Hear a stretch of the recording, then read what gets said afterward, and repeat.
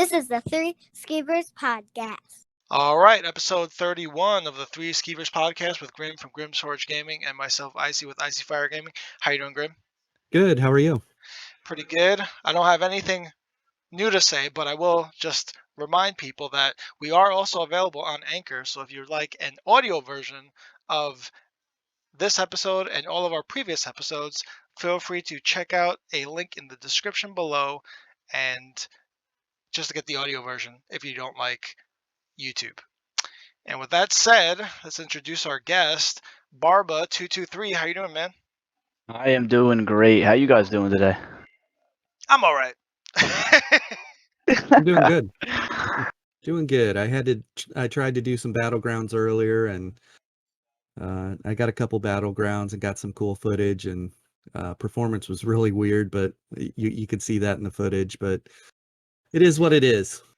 Do you like doing the low BBGs, Barba? Yeah, honestly, I queue for like solo and group by myself all the time. Cause let's be honest, we all hate sitting there for like 20 minutes in a solo queue. But I mean, it's fun. You know, I think BG is probably my favorite aspect of PvP. So I queue in that more than anything, and it's probably the best way to test builds because you just get in, you get in fights quick, and you can see how it works. So. I concur. That's my take on it too. Where Icy is really enjoying doing CP or like above CP battlegrounds and taking his people in there and really dominating. So we'll have to run with him here. Yeah, the PvP healer whole role is really fun for me, and I think a lot of people, they've been sleeping on that Snow Treader set, and I think I found a use for it. So I'll probably do a video talking about it at some point in the next upcoming weeks and stuff. So that'll be pretty cool. Yeah, man. Snow Treaders is one of those sets I used to use. I believe they made a little bit of a change to it back in the day. I don't remember exactly what they changed, but I know like I used to run it on my Magic DK because we were, let's be honest, Magic DK is slow, so it really did help. I could definitely see how it could be a pretty good set. People might sleep on it.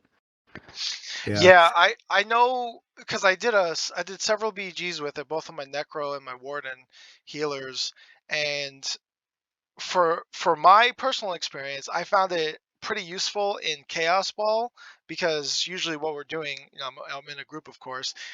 Once we get the ball, we just kind of hunker up somewhere, and that's where the whole fight is the whole time. So when you got some idiot in the corner just spamming Bombard, I'm unaffected by it. And it feels pretty awesome. But when you play the other modes, like whether it be Deathmatch or Domination or Capture the Relic, no real use for it there. You're just kind of the last one to get to the fight or the first one to get caught from behind, that type of thing. You know what I picture when you say when you got some idiot spamming Bombard? I picture our buddy Rotten going, "Hey, hey." he loves Bombard. Bombard's the play. He'd have it on every bar if he could. Yeah, I've used Snow Treaders a couple times, and I actually I feel like it's a thing where you don't notice how many things are snaring you until you actually put that on, because there's so many moves in ESO that just you're snared constantly, and once you have Snow Shredders on, I've noticed it myself. I'm like, wow, like this feels good to move at my normal speed for once. Yeah, I haven't tested running all 3 Swift jewelry with Snow Treaders to see how the speed looks with it. So something to consider for the long term. Yeah, definitely.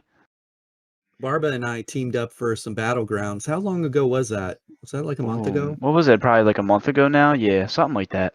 Yeah, and we pretty much went through and took care of business. It was fun. Yeah, no, it definitely was. I mean, it was refreshing for me because I'm usually just a solo queue, like even in group queues. So like it felt good to actually have someone to communicate with because I don't really look for groups. You know what I mean? Like I'm kind of just queuing and playing by myself. So like I definitely should start grouping up with you guys more. Yeah, I think that's good for when you're testing the builds, though. When you're doing the solo queue and stuff, everybody for the most part's getting a good representation of what that build can do on its own, like standing on its own. And I think that's good. They're like, man, if he's out here doing this 20-0, 26-1, and he's not queuing with anyone else. He's just out there just going. That's the build for me. So Definitely. Yeah, I definitely agree with that 100%. yeah, we'll definitely party up for Mid-Year Mayhem. It looks like Mid-Year Mayhem's coming at Blackwood release or near that. Did you see that? Yeah, I think it's gonna drop with Blackwood if I think about it, because I know Blackwood I think is June 1st, and it might just drop with it. Or if it doesn't, it's gonna be sometime in June, probably mid or end of June. Worst case scenario. So, Yeah. but Talk it's about an definitely coming. absolute talk about a madhouse, because with Blackwood they've got the monster sets, right, from Imperial City. Yes, the Yeah. Gorgaloch, Zol the Ever Wakeful, and the Emulator. Yeah, so we're gonna need you, Barba, and all your Yeah, power. yeah, man, 100%. I actually thought that was pretty cool that they added those monster sets in there. I feel like that was a long time coming. They could have done that forever ago, in my opinion. But hopefully it brings more people in. I read the patch notes. I mean, like what the sets do. I mean, they're not great, but hopefully some people go in there and want to get them, and I can just sneak up on them and kill them. So. Yeah, so they're not great, but they're definitely unique. And for PvP healing, I could certainly find use for them, because there's if you just play around what the sets do, obviously the Zol the Ever Wakeful, where when you break free, you CC your opponents around you, of course if their immunity is down, or the Gorgaloc one where if you're just standing still, then you gain each second resistance and crit resistance.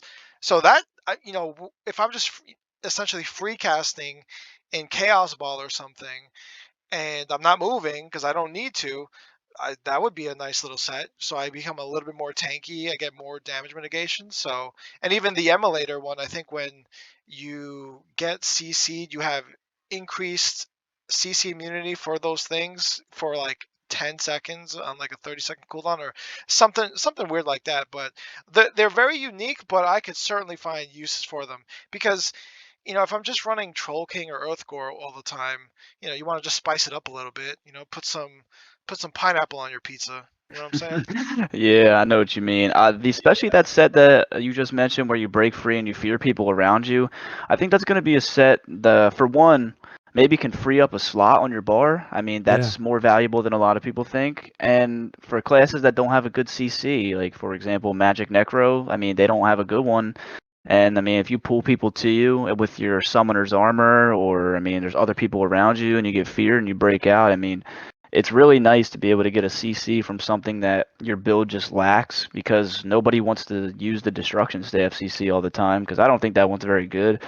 So I think it is refreshing to be able to get something out of the monster set that can kind of free up a slot on your bar. I think that's pretty valuable, honestly. For Yeah. the Beckoning Armor, does that count as an immobilize, or does that count as a stun? Yeah, It, so that actually will take your hard CC away, unfortunately. But I'm thinking kind of like maybe if you're outnumbered in a solo build, I mean, the armor can take one dude, and if there's a melee build on you, you can use that as your CC against them. So maybe that way you can have a CC in different areas, because you can't CC anyone with armor from up close. So maybe the monster set can offset that. yeah. Yeah, for And sure. you think about the classes that have a really heavy cost CC. Best CC in the game is going to be Fossilized, but it is only single target, and the cost on it's pretty high. So if you were to slap that onto say a Stam DK, every time he gets CC'd, everyone around him is going to get CC'd. It might make him. He'll only need to use Fossilized to line up, as burst or whatever on the targets. Um, I don't know. I think, like you were saying, there's value there. It'll be interesting. Yeah, definitely. I think so too. So, with your YouTube channel, first let's talk about the name. Is there a story behind the name? How'd you come to Barba223? Yeah, so I actually, like, when I play games, I pretty much just play with my cousins. So we used to play on PS4, and we played FIFA, and then you have to pick like an announcer nickname for what you get called in game, and I never changed mine, and I actually had Barba as my name in game and didn't even realize it. So the announcer would say Barba, and my cousins just started calling me that as a nickname ever since. So I kind of just translated that. Like I even almost changed my PlayStation username to it. And they used it as a joke at first, but then I was like, you know what? I'm gonna use this as my YouTube name because it's kind of unique. So um, it actually means like mustache or beard in German, as a fun fact for you guys. But yeah, but I just kind of turned it into my YouTube name, and it kind of stuck. So That's really cool. Yeah, that's a cool story. And some of the best nicknames, that's how they come about. Like in the combat sports world, at the gym, I always laugh when the fighter themselves is trying to come up with a nickname and they're trying to come up with super cool nicknames. And it's like, I don't know. But when a nickname falls in their lap and it's usually given to them by someone else, those are the best ones. So, yeah, definitely. Yeah, it's yeah, almost like it's got to be earned.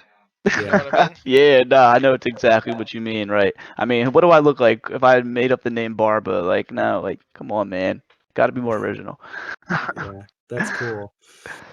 So you said you've been playing for a long time when we were off air. How long have you been playing ESO? And then out of that time frame, how much have you been PvPing?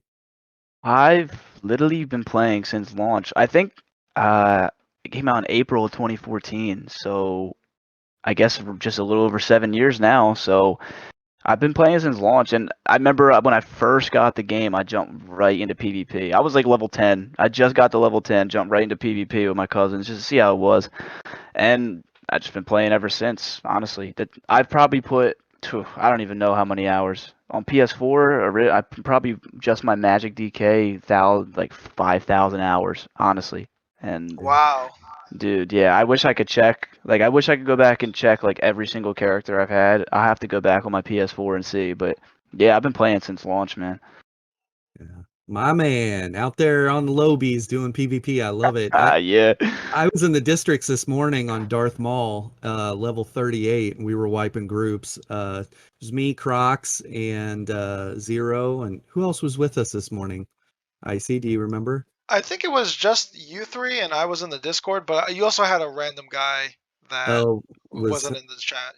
Yeah. yeah, and we were wiping groups of people up in the districts. So, and some random guy messaged me, and he was like, "Are you a new player?" And I'm like, "Nope." So, um, fun times. You're not supposed to win those fights when you're on lobies, and so when you do, you get the WTF a lot. Oh yeah, you love running up against a fully geared out low level and just get destroyed. There's nothing better. Yeah. So Um, you said you were on PS4 and you're on you're on PC now. Yeah, so I was on PS4 for I guess 6 years, and then I actually got a PC in January. So I've only been on PC for a few months, but I mean the grind, having to grind your characters up and all that again, that really sucked. But definitely glad I switched. So. Are you still using a console controller? Yeah, man. Oh my God, I'm not good enough with mouse and keyboard yet. I usually practice like off my video, like off stream, off videos. I practice with it, but I'm just so much better with controllers still. Yeah, that's how I feel. Because when I first started playing ESO back in 2019, I was using the mouse and keyboard for about 2, 3 weeks, and then I was like, oh, let me just see if my controller works, and it did. I was like, all right, never using this stuff again. Yeah, So it really is how I felt because I got on and tried mouse and keyboard initially, and I was literally trash, like so bad. I couldn't, my hands and brain would not go together with it because I was brand new to PC, so I just couldn't make the commitment to have to put the time in and get better with it. So I'm on controller just like you. See, mhm. I use mouse and keyboard. That's why I'm trash. I wasn't gonna Definitely say it.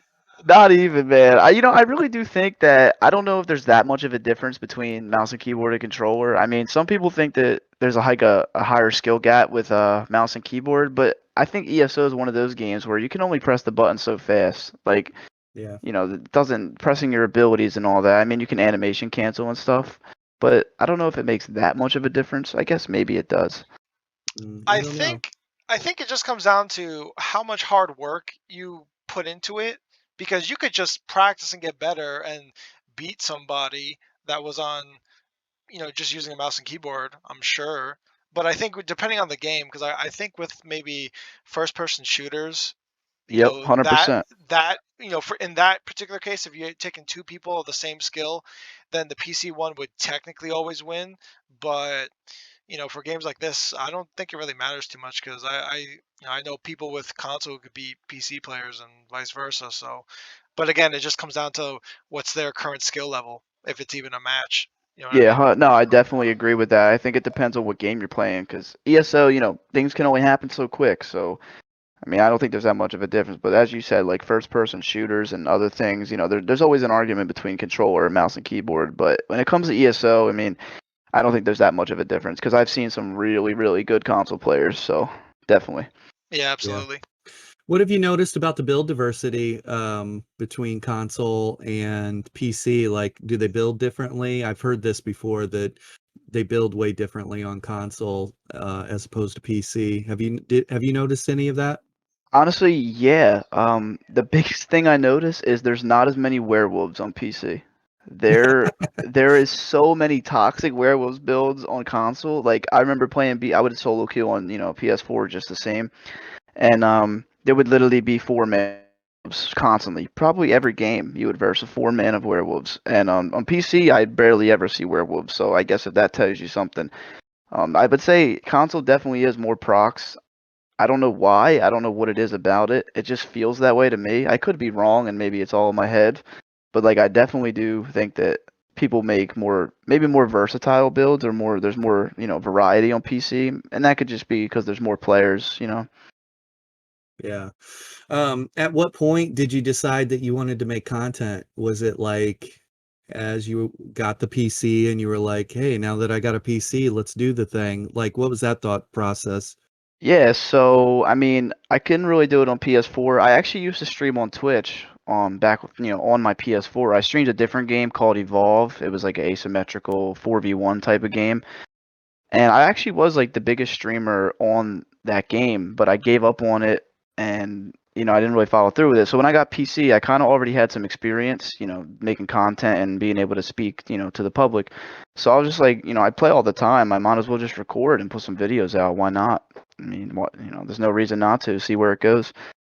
That Yeah, I really like that last video you put out. It was a battleground that had commentary, and we had talked about it, but that's the type of videos that I get the most request for is, hey, could you do more battleground walkthroughs? It's always interesting to hear the inner workings or the mind of the killer. So I love that Yeah. video. Yeah, 100%. I think, a bigger thing for more than anything is, it's one thing to just like put up a highlight tape and put music behind it, which is good, it's exciting to watch, but I really do think a lot of it, and I mean the beauty of ESO is people playing with their own personal play style, so like everyone plays differently, so being able to explain why you do certain things. Because if you watch the video and he's like, why did you kite here? Why are you line of sighting this? Like, it's just little things like that. I really do think you can get a lot better at the game just by hearing someone explaining it. Because just watching it, you might not pick it up. So, listening to someone that might be quote unquote good at the game, it definitely can help your own game. So, Yeah. I like, we were talking off air there with videos like that, there's this aha moment for a lot of people because they'll watch the action unfold and they're still processing everything that happened, but then you talk about it and you say, so here's why I did that, or here's what happened and how that played out, and they're like, huh. And then they go back and watch it and they're like, okay, I can see that now. And you're like tuning their eyes or training their eyes to recognize these scenarios and situations. It's really cool. no, 100%. And, not only does that help other people that are watching, but it can help yourself. I mean, going back and just watching a BG, I mean, I've done it, a million times, going back and I'm like, how did I not see him about to line up his burst combo? Like, you can fix your own mistakes rather than not only just helping others. So I think that's another nice thing about it too. Yeah, self-evaluation, super important. and Um, and when you watch those videos and you say to yourself, how did I not see the guy line up his burst? Well, I'll tell you this, because you're watching the replay, I know the next time that you're fighting somebody like that, you'll know that he's lining up his burst because you're taking the time to kind of self-reflect and get better to improve, so that you can learn and be ready for the next outcome. Whenever it shows up. Yeah, no, definitely. I mean, just seeing it once, because every class has its telltale signs of what they're going to do in terms of burst or damage. So being able to like see it and be like, oh, when he uses this stun or uses this CC, he's going to use his ultimate right after, things like that. So yeah, definitely like going back, and I really like being able to help newer players. Like I always welcome questions and stuff too, like on those types of videos, because I mean, I guess that's what we're here for, content creators, is to help people that don't know or want to get better. So I really like doing them, definitely. Yeah. Well, that speaks to me, because that's what I get fulfillment out of, is helping people like, figure it out. Did you follow any content creators like back when you were on console and then jump to PC, like anybody that you really liked? Yeah, so let me think who really I definitely would watch the real Godzilla, so shout out to him, but he was one of the main guys I watched back in the day when I was on console. He I watched him from like the beginning of his channel, so that was pretty cool. And I actually watched you too, Grim, so that was pretty interesting. It was kind of funny that, before I made any content, I'd watch your videos and stuff, and then here we are now on the Skeevers podcast. So, it's pretty cool to see that, like, it seems like it's going well. Yeah. Yeah, it's a lot of fun. We like meeting the different content creators and hearing about them. So if you like the real Godzilla, was there any aspect of his content that you were like when you were watching his content, were you like, I could do that? Was that what inspired you, or were you already like thinking about it and you were just going to do you?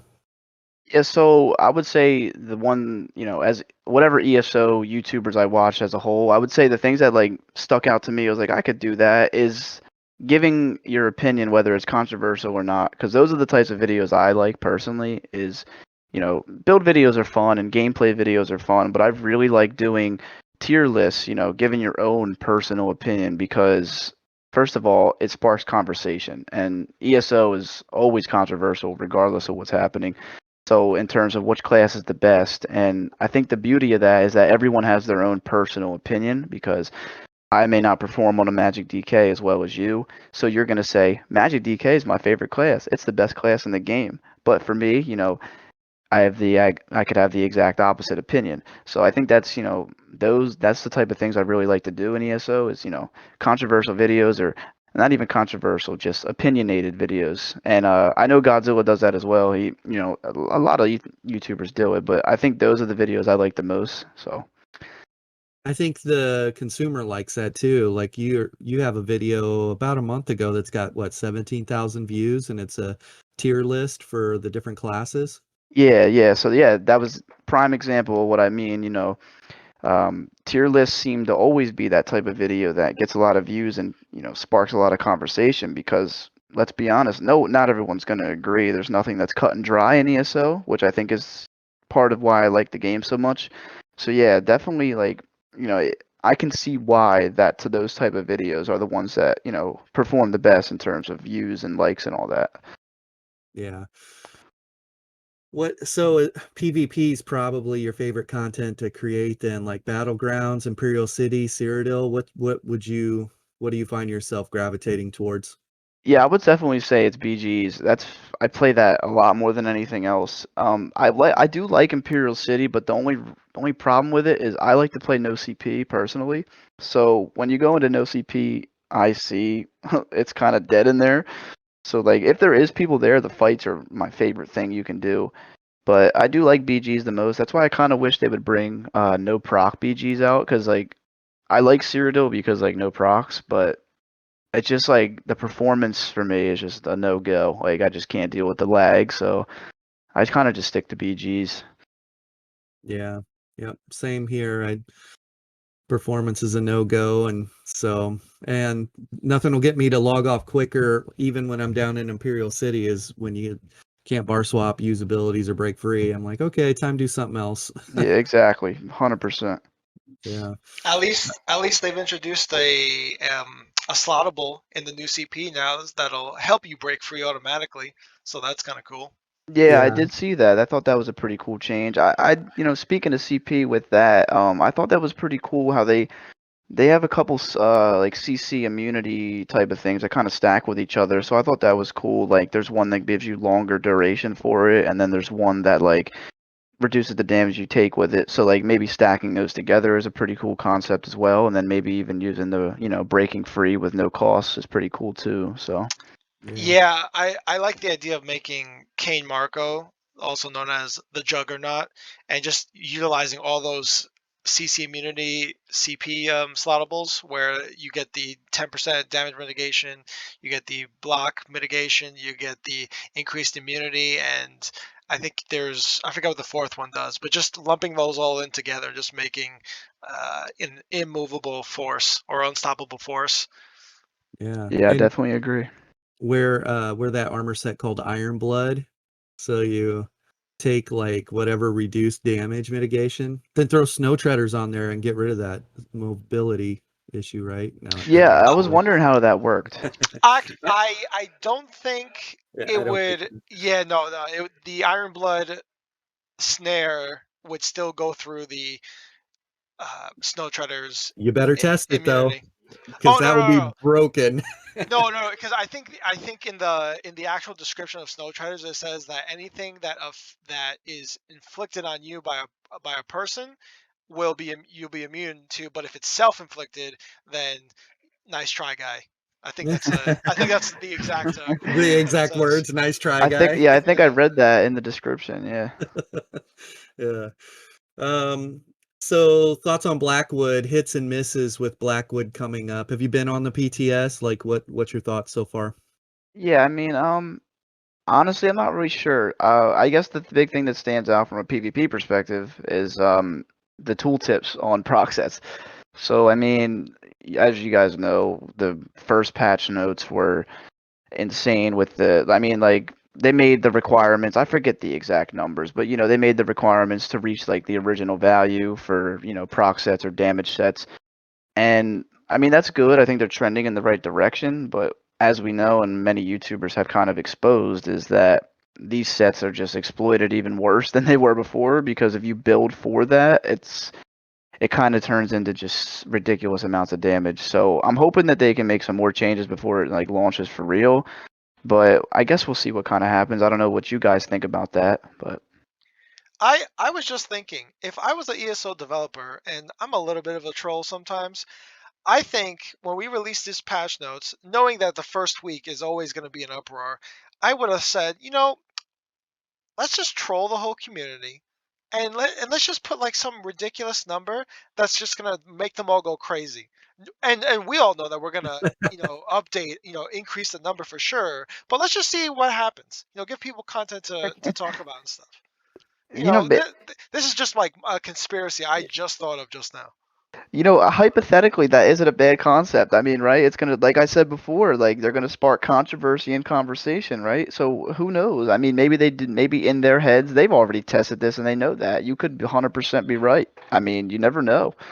Because if you want someone to do something, then you can synthesize an artificial problem which you already have the solution for. You see what I'm saying? So then they kind of look like the good person in this scenario, right? Like some sort of weird, 10-dimensional chess manipulation tactic. Honestly, I don't put that past them, right? I mean, let's be honest. Like we really don't know what they're doing because it's. I think it is so much more simple than I don't know. Maybe it's more complicated than we all think it is, but I really don't think so. Like, I think this change is really simple. And although, like, as much as I want like a universal scaling thing to make all proc sets fixed or any sets in the game balance, why can't it be as simple as what? Everyone runs these sets. Maybe we should change these sets because if sets aren't going to be used equally, then we realize which ones are clearly outperforming other ones. You know what I mean? Yeah, because I think I said this 10, 15 episodes ago, long time, but I know I mentioned it once, where I think in the way League of Legends does it is they have statistics on all of their champions that are being used in the game, and if so one champion is clearly an outlier of very popular, then they'll make some changes to to bring their usage down. And I think the usage just comes down to like win percentage, right? So if somebody is only winning their games like only 30 or 20%, then they're gonna buff that champion up to bring it in line with everybody else to some extent. So I don't know. Actually, I think they might have even mentioned it once that they have statistics on everyone in the game and who uses what at all times. So I would imagine that they could easily pull that number in terms of, hey, we know that Icy, he's been using Danger Trickery for, over 550 days. Yeah, Something like that. And yeah. then if they just pull that number across all users in the game, and they could see, okay, hey, clearly Crimson is, just blowing it out of the water since its release date, which from their statistics and history, they know, okay, this is you know, um, way too popular. We probably should tone this down a bit. In addition to, yeah, everyone's also complaining all the time. So we should probably do something about it. Yeah, 100%. Like everything you just said is pretty much what I was thinking in word form.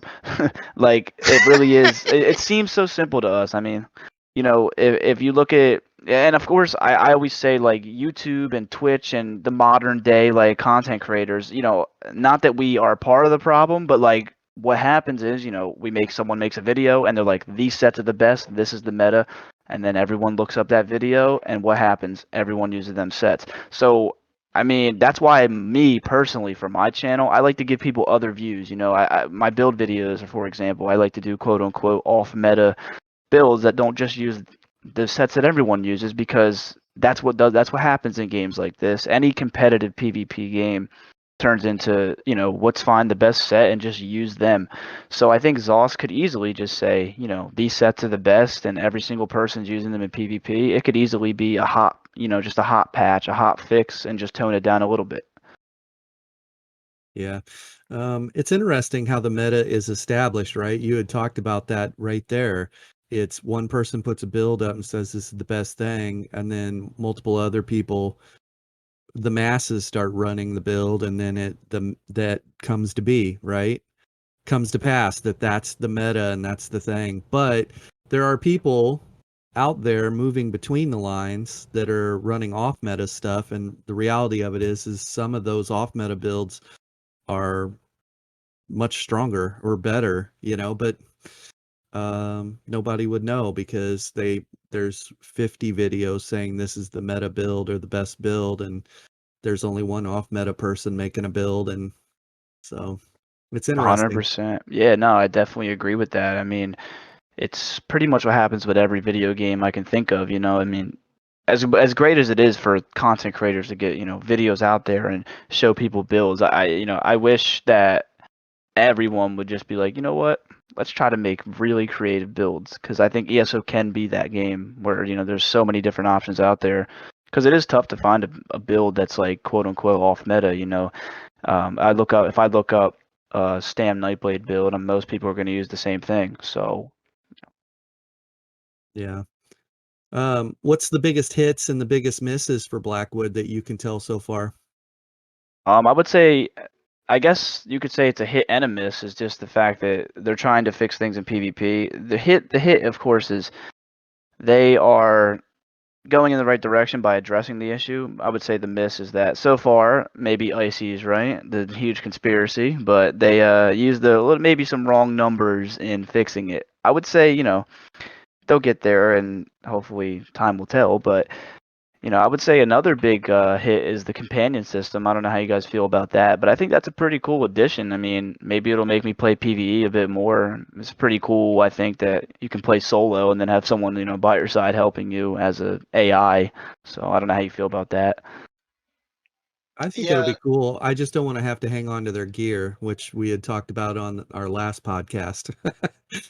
So Yeah, I didn't even know that's what you were gonna have to do. Because I haven't looked into companions too much, and as long as they don't come into PvP, I'm happy. Because imagine a magic sork with 17 pets, and then you add a companion to that. I just can't deal with it. that sounds fun. Let's make those. Yeah. I don't know. What'd you have on companions, Icy? do I have anything else I want to share? I mean, I like the whole idea. I think it's going to be cool because especially if you're a Sorc, you got your matriarch, you got the clan fear or the other small dude. Then you could use that Infernal Maul helmet. Then you got your companion, so you got 4 pets right there. Well, 3 pets and a and your companion. So I think it's going to be cool. Yeah, That's if all I they want to allowed say. it. If they allowed it. So, Yeah. How do you guys feel about the new mythic items? I heard one of them were pretty overpowered. There's one that gives an insane amount of health and an insane amount of armor as a one piece, if I'm correct. yeah, the Gaze of Sithis. They did nerf that in half for the most part. The health recovery on it was 500. In the same moment that they cut health recovery in PvP by 50%, they doubled the health recovery on Gaze of Sithis to 1,000. So, Yeah. but but they at least cut the armor value from 10,000 down to what, 4, I think, and the health and stuff. It's still going to be a strong set. So Yeah, I'm thinking that set's going to come into the meta pretty hard. I mean, I think another good change is the Malakath change. I don't know how you guys feel about that too. I mean, everyone uses Malakath and BGs for the most part. It's just better than not using it. So, I mean, I believe they change it to like 16% damage instead of 25, and then I think your crit damage gets lowered by 50%, but like you can now crit. I don't know how much of a difference that'll make. I mean. I like the Malakath change, but I'm speaking from the PvP healing perspective because there's a couple sets out there like Critical Riposte and Transmutation that will affect how much. Well, Transmutation will give you and your allies 1400 more crit resistance, and the Critical Riposte is, if you're wearing that set and somebody hits you, then that, the enemy will do reduced critical damage and have reduced critical damage and crit chance. And because of Malakath, you don't know who's running it or not. And this happened to me. It was me, Imp, I think Lanth and Mio were doing a 2v2 in the sewers, and I'm running my, one of, I was running Transmutation back then, and then after the fight, I was like, "Oh, what sets were you guys running?" "Oh, we're running Malakath, this and this." I was like, "Malakath? Why am I even running Transmutation? My whole 5th bonus to my set was worthless during this whole fight that we did." And come to point, like Malakath makes some sets worthless for a PvP healer, but since they're making that change now, I could start to gravitate back to using those sets just for more versatility, really. So I'm kind of looking forward to it. Yeah, definitely. And to kind of piggyback off what you're saying, like for example, like you said, Malakath kind of made some sets or some things just completely useless. That's another thing I didn't like about it before is that so the change is good, I think, even if the damage is kind of the same, because at least now it makes Impen actually worth running in BGs or something. Because before, I mean, you could just run something else because everyone did crit damage anyways. So there's literally no point in using that. And I didn't like that a set made like a whole trait entirely just useless because everyone uses Malakath.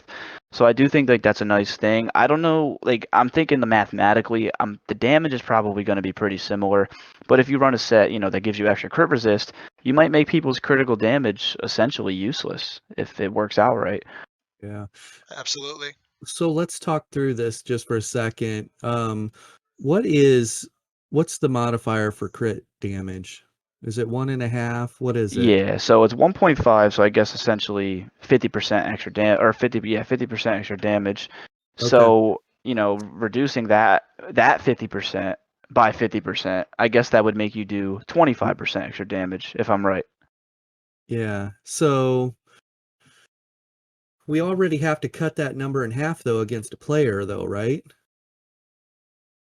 I guess you would say, yeah, I guess it would be based on whatever you hit that person for in PvP. So let's say I hit a Blast Bones for 10k.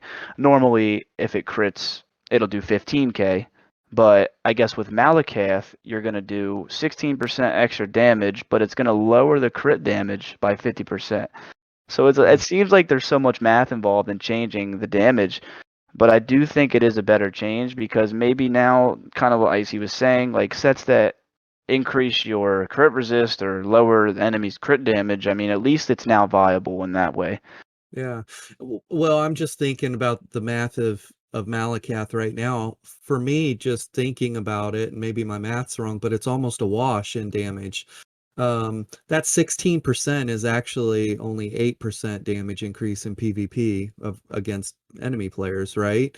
And that's before mitigations. So if they have whatever their resistances are, now go against that extra 8% damage, right? So it might actually only end up being a 6% damage increase. Is that, I mean, sound Yeah, reasonable? I mean, that does seem about right. Yeah, because that 16% is going to be exactly halved. And once you figure out, most people, I mean, everyone runs pretty much 30k resistance unless you're a glass cannon. So yeah, that is going to get dropped a lot. I mean, I guess you'd say the same for the value of Malakath now.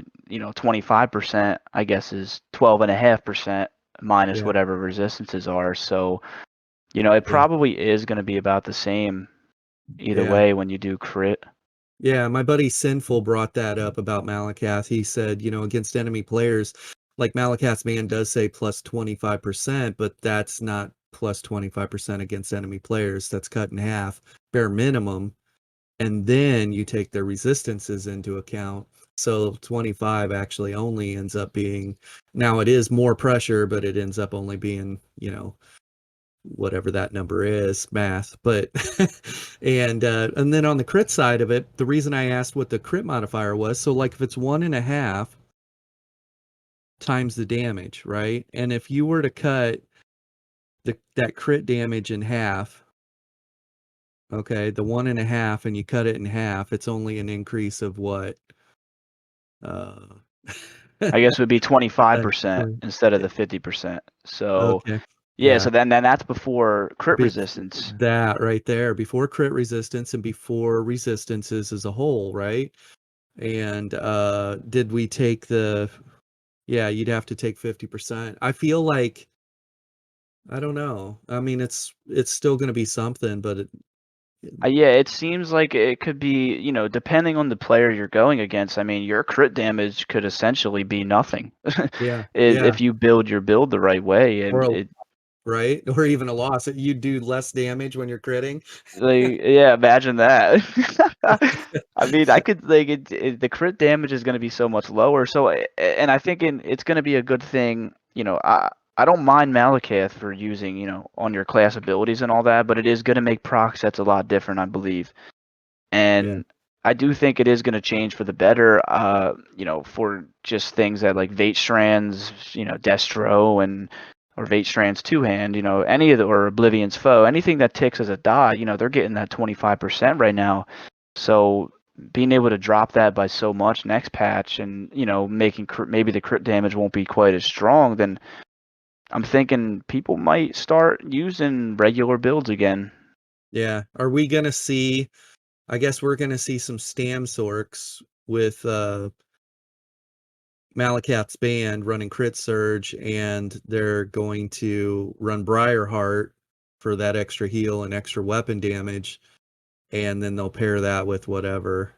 That's probably going to be something scary that's out there running around. Yeah, another thing I was thinking of is maybe even, Nightblade's getting that guaranteed crit out of stealth. Now, if you use Malakath, obviously your crit damage is going to be dropped, but what if you build 4 crit damage? Can you make that up and then get the extra 16% on top of it? Maybe you're still going to hit pretty hard with it.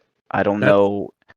That's scary. Yeah, That's really scary. We were just talking on Deltia's podcast about, I was on Steve Rogers, who has 36,000 resistances.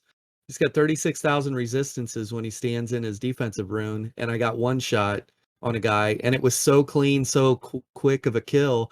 He didn't even show up on my screen or on Papa's screen. We didn't even see the guy.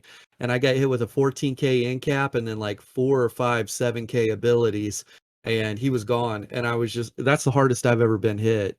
Yeah, I've seen a couple. I think it was Is There No One Else? He made a build video just about the tooltips of the procs, and it literally makes me laugh. Like right now, Icy was saying before, just bringing out that ridiculous number. And actually, I wanted to bring it up because another thing I think that maybe they can change is the proc sets, like for like the minimum amount that you need to reach the tooltip. Like they made them the same for weapon and spell damage, but as we all know, stamina is way easier to reach the weapon damage cap than it is spell damage. So like I really do think they should change that as well. I don't know how you guys feel about it. Yeah, I know they since adjusted it, and they raised it to, gosh, what is it, Icy, 6K or so now for the weapon damage. I think they went from 54 to 64. 64. I think, Yeah, yeah. that sounds right. And then the Okay. spell damage. I wonder why they didn't just go into the light armor passives and just add the same equivalent. The thing that's causing a lot of the problems on the medium armor is it doesn't take any additional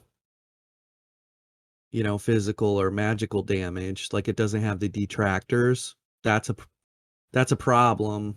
Maybe not for medium armor wearers, but that's a problem. Like if you're in light armor, you're already taking more damage because you have less resistances. So why should you also take even more damage from physical, martial damage output? And so it's like, are you trying to get your light armor wearers completely blown up? But that aside, I think that the medium armor passive that adds, like, what's it called, athletics or whatever, that adds the the Yeah, I weapon think you damage. get a 15% weapon damage increase, so you're looking at just flat damage, and yeah, like pretty much it just goes right into what we're talking about. Is like I don't believe either they change those passives or maybe they're going to have to change those tooltip requirements for each one rather than having them be the same value, because you can just get such higher weapon damage scaling, because that 15% with the higher weapon damage you get is just going to scale so much more high,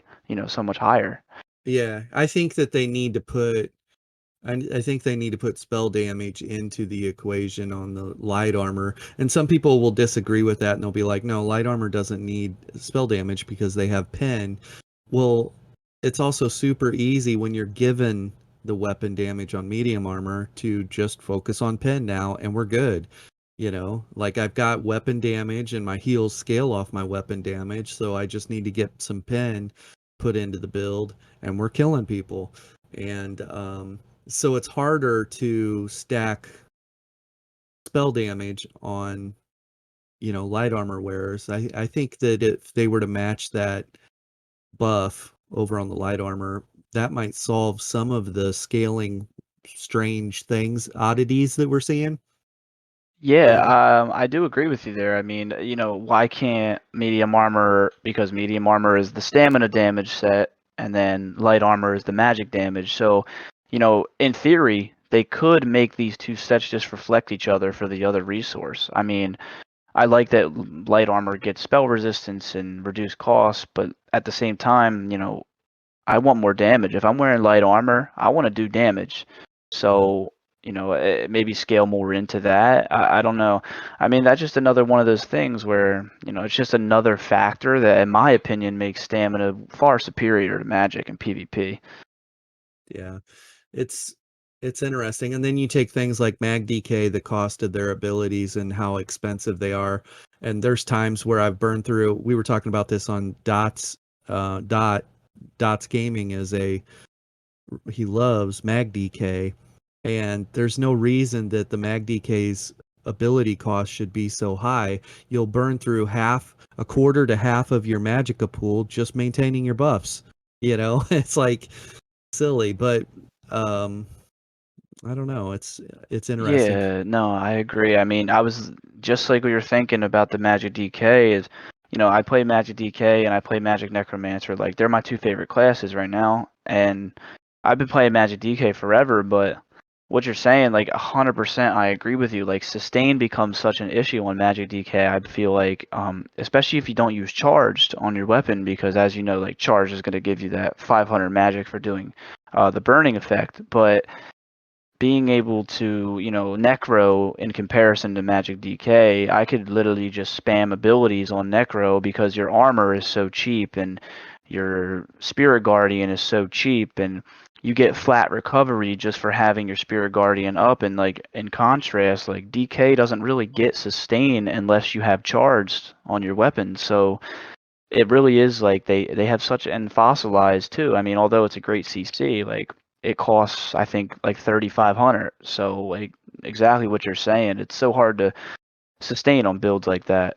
Yeah. Another problem too is like if you take the armor set Vicious Death, which is problematic. Like our buddy Papa has a build put together where it's got a 30k tooltip on his Vicious Death, and that's on a stamina build.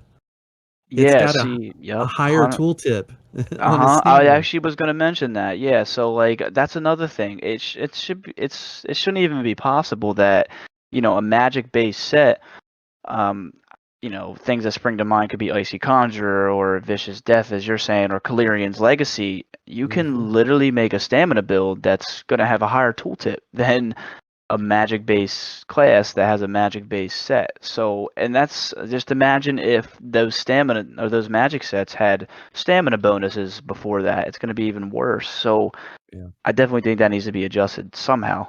Yeah. Well, here's an easy fix for Vicious Death and Calurians is when you read the bottom of it, it says this set scales off of your spell damage and weapon damage. Yep. There's Yep. the problem.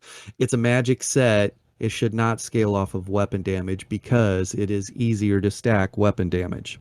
Yep. 100%. And that's the same exact thing with the Vate Strands Destro staff. I see a lot of Stam Necros, they'll just backbar the Vate Strand staff with weakness to elements. And, weakness to elements is going to provide that crazy dot. And on top of it, it's going to apply Major Breach because Major Breach now reduces all resistances. So, Yeah. I agree. I think that's another thing that maybe should be based on your spell damage or your match magic is just It's a staff. maybe, yeah, exactly. It's that Yeah. simple. So maybe they Yeah. should change it. And Necros get a plus 15% to dot damage too. Yep, that's another thing. Yeah, if you use, a Magic Necro that runs the Vate Strands Destro and then Black Rose Prison Destro, and you just put those two things on people, you could probably just go AFK and kill people. Like honestly, it's crazy how hard it hits. Yeah, that sounds like a is there no one else's next no buts video, Yeah, man, I saw that video, the werewolf build in Imperial Yeah, City. It's hilarious. yeah, I love that. um yeah, I don't know, scary. So no Proxyridal, what's been your thoughts on that so far? It sounds like you liked it. Yeah, so I would say from the positive side, it's good that it feels like PvP is just so refreshing compared to what it was before. I mean, I think a lot of the issue before was that like proc sets were there and that it is what it is, but the issue comes in when you have a group of 4 and they're all running, for example, Vate Strands Destro. You get hit by 4 of them at once. And I think that's kind of where the issue comes in, is because proc sets, maybe they change it and say, you know, as a player, I can only have unleashed on me one time at a time. I think that's a big issue, is that I guess they don't want people to make their sets or builds like not usable on people, but I think maybe it becomes you can't 1vx against people that are using if multiple different people hitting you with the same proc, if that makes sense. You mean you don't like running from a 10 or 20 man Zerg and half the Zerg has the VAT staff dot Yeah, on you? exactly. Like, yeah, that's my favorite thing to do on Earth is run Yeah, away from that. Like, yeah. it's refreshing to just have people playing and feels like you have to use your skills and be good. But I mean, on the downside is performance is no better, and that's why they did the test in the first place. So I guess you could see it is technically a failure because performance seems to be no better. If anything, it seems worse. I swear. Like, I don't know. That sounds like riveting gameplay. That's the next video you need to do is it's actually has a little score up in the top left-hand corner and it's how many VAT staff dots can we get on us out of one ball group, and Yeah, there's like man, that's there's really how 5 it of them. is. We got 5 of them on us right now. I'm winning. Yeah, I mean, I think it would be an interesting change maybe to say, you can only have one effect on you at once. I don't know how that would go, but I do think it would be a good change. Yeah. And I won. when you say one effect, we're just talking of the same effect, right? Of that Yeah. effect. Yeah, yeah. Yeah. So like if 2 people have Unleashed Terror on me, they both can't hit me with it at the same time. It has to be a cooldown or something, like, only one at a time. I Yeah. mean, so the way I always thought whether it be the VAT staff or just those effects, for the VAT staff in particular, it should work the same way guard works. If somebody already has guard on you, you cannot guard that person. Because if say they were going to guard you, then it either wouldn't work, or say the person who casted it, if they were going to recast it onto somebody else, then it would cancel out the previous one, right? Yeah. Yep. So Yeah. that's the way it should be. And then to the same effect thing, if me and Grim hit you with Unleashed, then if I hit you first and then Grim hits you 5 seconds later or 2 seconds later, then his would take effect over mine. So it should refresh the dot timer that's on you. It shouldn't add a second dot to you. I think Right. that's the way it should work. Oh, 100% what you just said is correct. I think that's definitely right. Yeah. I mean, if I'm getting hit with an Unleashed and you hit me, yeah, why would I need to get 2 of them on me? Just refresh the duration, just like any other thing. It's, just like if I apply Burning Embers to you twice in a row, it's not going to put 2 of them on you. It's just going to refresh the duration. So, yeah, 100%. Yeah, I Yeah. think that's even how Major Breach works on just like mobs in general. If I put we'll say I puncture a target, and they have the debuff on them, and then you put elemental weakness on them, your elemental weakness will override mine, and then Yeah. yours will be the new cooldown. So these Yeah. systems are already in place, just why they choose not to, apply it for other scenarios is. Yeah, it really does come down to why would they choose that mechanic over the other? Because it seems like that what we're talking about seems so much smarter, in my opinion, than being able to put. I've literally seen on my screen before this update. I've literally seen on my screen like 20 dots. I have like 5 bars on above my health bar, different things that are hitting me at once, and I'm like, okay, like what am I supposed to do? I Yeah. will What? say, You're not a Templar? yeah, Yeah, right.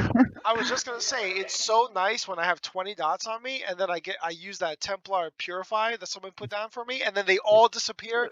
Oh man, so satisfying to watch, though. It is. That was saving our nuts yesterday against that Zerg too, was dropping that cleansing ritual. So Yeah, man, it's nice to have. It was almost like a must. It even is still kind of. If you're playing in a group, at least, you need someone with that on. It just you have to have it. yeah. Yeah.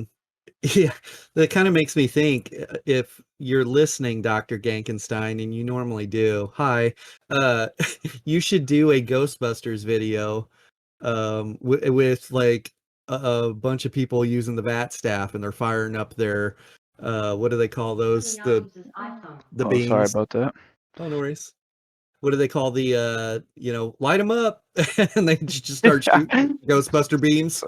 Yeah, like you're all lining it up at the same time, getting ready to just destroy somebody, and that you could really do it. Like if you walk into a BG, and you're like, you know what, guys, we're all gonna get our VAT staff out and just get ready to destroy somebody, and Yeah. you're just gonna melt them instantly. Yeah, that sounds like we need to get Sawman UK, Dr. Gankenstein, me, and somebody else, and we need to do a BG and make sure we're all running the VAT staff, and we'll put down rearming trap, like the Ghostbuster trap, and then we'll just hit them with the VAT staff, and there's Dr. Gankenstein's next video. Yeah, what's better than that? Nothing more fun. We got to make And this happen. And see, I think that's the problem right there, right? It's hilarious when you're in a group, just trolling, running all the same stuff, and just destroying groups. I'm sure you guys are gonna have a blast, and that video is gonna be awesome.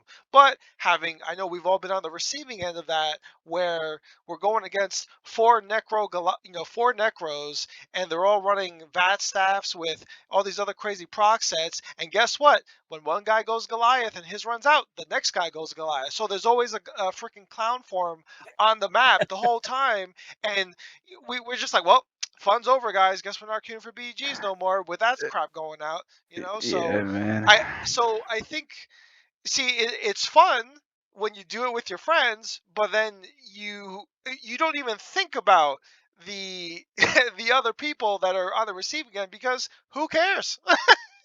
No, You're having fun, and this is gonna be a hilarious video. But you see, I think it's so funny, because here we are complaining about these things, but then we go make a hilarious video just trolling the whole time. But when we're on the receiving end of it, those guys could be doing the same thing. Just like, oh, let's just troll and like make everybody mad, and then the cycle just never ends. Yeah. Yeah, man, it definitely is true. I mean, although it's funny and it's hilarious because you're not gonna lose like that. I mean, but we're just exposing the issues in the game, I guess you could say. Just Yeah. giving them prime examples of what they need to look at. And I always wonder if their devs even watch our YouTube videos because I swear if they did, the game would be like miles better. Yeah. Well, I think they do watch it, but I don't. It really depends on I feel like what side they wake up on the bed. Yeah, I know, 100%. Does this mean we're not making the Ghostbuster builds? Oh, hey, I'm not the Debbie Down or whatever. By all means, Grim, Sawman, and Gangaside, you guys have at it. All right, Yeah. I'm not gonna say no. I Yeah, think go ahead. I think that Dr. Gankenstein already has a Peter Gankman. He is a Peter Gankman. That's funny. Oh man, and as fun as it is to like just destroy people would be, like we're just clowning them, but like, in reality, maybe these things shouldn't even be able to be done. Like, Yeah, that right there. it's it's a good time and all, but we shouldn't even have the option to do this stuff because we all know it exists, and I'm glad that most of the community has the pride to not run that, but like it exists, and you literally could just run like Icy said 4 magic necros and just use a bunch of procs and clown form, and you just destroy everyone. Yeah, I got run down in Imperial City by 3 guys that did that exact thing, and I was on a really strong character of mine too, and they just ran me down, dotted me up. There was literally nothing I could do, and then they teabagged me after they killed me. I was like, okay, I'm done. Like, Isn't that just great? Yeah, you that love that that. that exists in the game, and I'm sure they were laughing, like Icy was saying, they were having a great time. Oh, that's Grimsforge Gaming. Let's bag them. So There's nothing more satisfying than running into a guy, the real original Stam Warden build of Crimson and Unfathomable Darkness. It's a build, no one uses that build, never seen it before. But beating someone like that 1v1 is just so satisfying, yeah. And so I think going back to that whole group comp thing, I think if they made the debuffs, not stackable, or where me and you applying Unleash to Barba, would be 2 different debuffs. If they just refresh it, I think that would actually force people to be a little bit more diverse in their builds, because why would we both be running Unleashed? We're not doing more damage. We're it's not increasing the overall team DPS. So hey, if you're running this, let me actually run something else instead.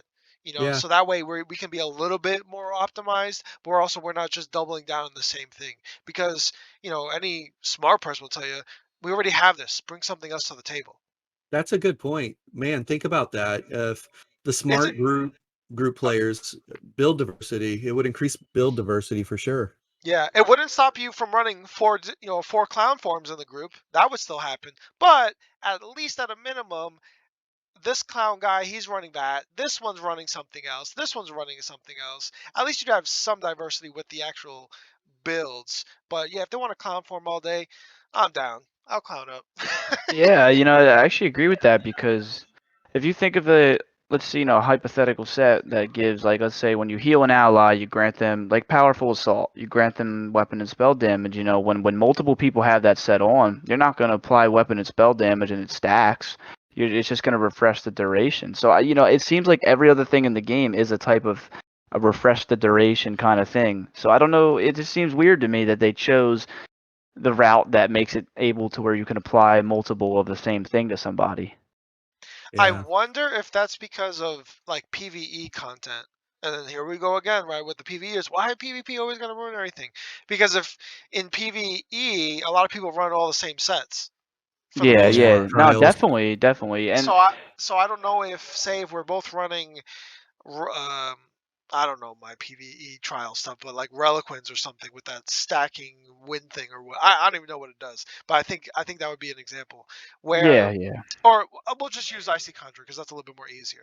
So if one person in a PvE was DPSing a boss and applied Icy Conjurer, he's doing his own damage. But then if you're applying Icy Conjurer to that boss, is that just going to replace mine? Yeah, Yeah. definitely. And then, No, you're right. then that would affect my DPS. Yeah. Yeah, no, you're right about that. So you know what the answer is? The answer is, again, Battle Spirit passive. Yeah, You that's just that's what I say. Yep, you have to you add att- something to it. you just add a line in the Battle Spirit passive that says, player characters can't have whatever the verbiage is, can't have the same, more than one of the same debuff on them at any given time, right? And that's so we in that moment we're not affecting PvE world whatsoever, right? Unless the ball group that just got done running their trial says let's go crush IC, and they all Yeah. come down there and then they realize that um it's not working the way they thought. But yeah, you do it through Battle Spirit passive, right? And then it doesn't affect PvE world whatsoever. But equally, maybe that would also be a good thing for PvE because now we're encouraging more diverse builds instead of everybody running the same exact thing. Yeah. Well, then it becomes now the casuals. I guess it comes down to, as far as trials and the people that are counting on that, it's a new layer of requirements to be effective, right? Yeah, but you're encouraging more build diversity. Yeah. Yeah, So if you're then, going to have 1,000 builds in your game, you might as well make use of them. right. And at the end of the day, what's going to create a more everlasting, like, I guess what's going to be more healthy for the game? Yeah. Well, make that happen, Barba. Oh yeah, I would love to, man. Yeah, I was thinking in terms of more options or more diversity, I always thought, why don't they have like a melee magic weapon? I mean, they have they have the bow for range for stamina, and then of course they have the staff as a range for magic, but they don't have like a substitute for a melee build. Like if I'm a mag DK or I don't know what a magic, like a melee mag blade, I always thought it'd be cool if they had a magic based melee weapon. Yeah. I thought, wouldn't it be cool if it was just a summoned weapon? And you can decide what type of summoned weapon, but the skill line is, it could be a summoned staff or a summoned sword or summoned sword and board or summoned whatever. And when you heavy attack with, say it's dual wield or two-hander or sword and board, you get, magicka back in the tank instead of stamina. And it would help like the build diversity for mag blades, like if you're trying to do a melee mag blade. Yeah, I definitely agree with that. I mean, it's another thing, like even the Destro passives, like they're okay, but if you're looking in perspective of like a build that really wants to do damage, like they don't give that much. I mean, you get flat AoE damage for a shock staff or flat single target damage with a flame staff, but it's not like the two-handed passives or the dual wield passive getting that flat penetration with a mace or, getting that extra crit damage with an axe. It just, it seems a little bit lacking. So yeah, it would be pretty cool if you could use just a magic version of those different weapon types. Yeah. Could you imagine like a magic summoned bow build where, like, I guess you could run a Magic and Nightblade and actually just run a bow instead of a staff. And then you'd have like your, I don't know what the Magicka version is, but not Spectral Bow, right? Is it Spectral Bow? It's not Relentless Focus. It would be Spectral Bow, right? I think so. Yeah. So I don't know, man. That might be something kind of cool.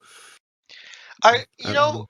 can you think of any TV show or movie or some other thing outside of a video game where you've seen a Magicka character using a melee weapon? I was trying to think for the last like couple minutes we've been talking about it. I can't think of any like where I've seen No, like a mage character running around with like a sword, unless it was like a dagger, but they were like just doing like a sacrifice or something. But I'm talking about a Magicka character actually fighting with a melee weapon. Gandalf has a staff in one hand and a sword in the other. Um, I did it, think about Gandalf, but I and wouldn't put him in that category though. Yeah. Because What again, when about he's using the sword, he's just using he's acting like a stamina character, and then whenever he's using his magicka portion, it's ranged abilities. what about Hela, Thor's sister, and she summons all those blades and sharp. But she doesn't. So in terms of like that, she doesn't have like an actual weapon. She's kind of just her bare hands. Yeah, she's like throwing daggers and throwing swords and stuff. What Yeah, so in that particular example, I would think that introducing that unarmed skill or a new weapon class for unarmed combat, then you just have like a magic version where you're just kind of summoning and shooting spells from your hands and stuff like that, or just kind of doing how Hela would do it from Thor, or something like that. That's the only type of melee version I would think of, but I can't think of any other context out of like just a ranged mage where a melee, a magic person is using melee abilities. And I think Yeah. that like kind of stigma or that stereotype is why it doesn't exist yet.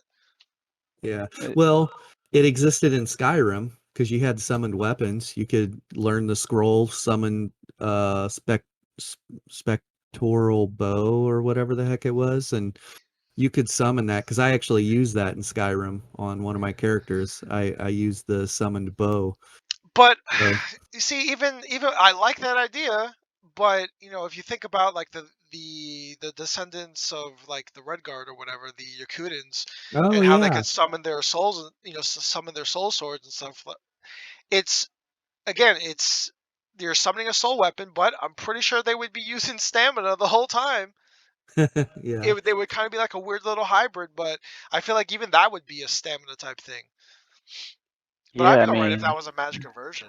yeah, it's pretty interesting. I never really thought about it like that, saying, you know what, like no character ever in terms of mages use a melee weapon. Like I never even thought of that, but it is true. I mean, I don't know who decided that's the rule, but it seems like it is.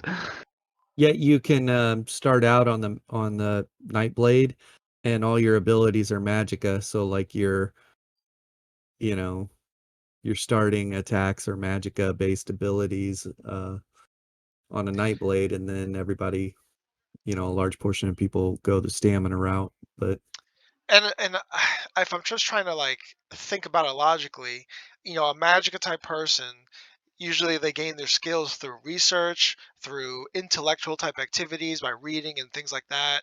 And typically, if you're a nerd, right, wearing glasses and stuff, you're you're gonna try to fight from range for the most part, and you're not gonna be putting in the physical work like to exercise or just practice with like a sword and stuff to physically get stronger, so you wind up just defaulting to your books and your studies. So those characters are physically weak, which is why they wear light armor and stuff, but they can dish out more magic type damage. I think I'm just trying to piece it together. I don't know you're why. stereotyping. You're stereotyping. Everybody that's listening that's wearing glasses are like pushing their glasses up, and they're like, "Hey, hey." Yeah, Yeah, man. Maybe I want to be a big beefy magic reader and just learn the skills and still be super strong, you know? Yeah. I play Scan so DK, just so you know. yeah, let me put my glasses back on when I say this next part, right? But in some aspects, right? Those nerds who just focus on just working on their magic type stuff, when they do increase like their foundation, like just by getting physically stronger by exercising, it actually winds up boosting their magic abilities indirectly. So it happens if you want to be a Arnold Schwarzenegger magic Sork or something like that.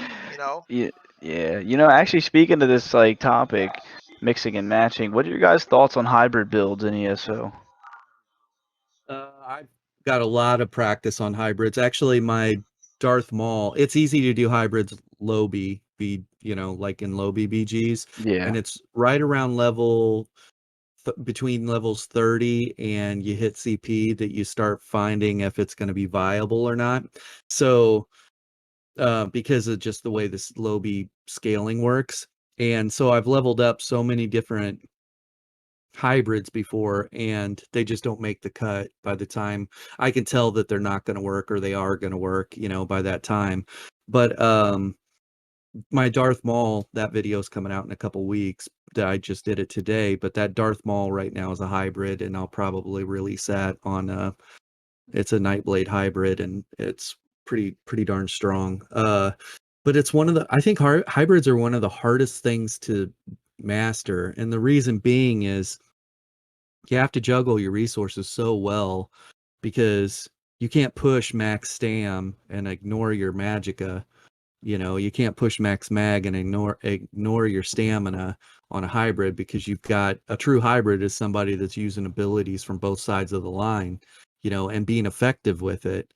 And that's the hardest thing is every time I do a hybrid, I find myself with lower max stats on both sides than I'd like, and then you're having to be smart about which side of the line your primary spammables coming from, which side is your buffs coming from as far as resource consumption to make it all work. And then at the end of it all is the damage there, is the survivability there. And so I think they're the hardest thing to do in ESO right now. What's your thoughts?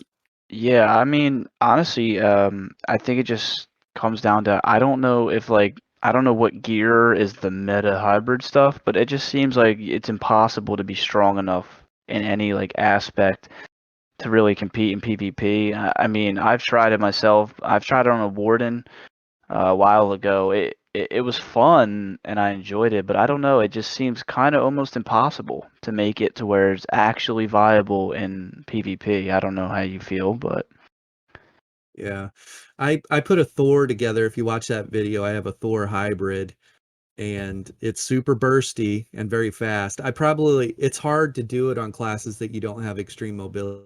So like doing it on a sorcerer, obviously I got access to streak, and then we've got I was running with Major Expedition through the Magicka morph, for my armor buff. So I had Major Expedition, and then I had Streak, and then I had Ring of the Wild Hunt. So I could really move around and kind of pick and choose where my fights were, and then it was just ultra bursty.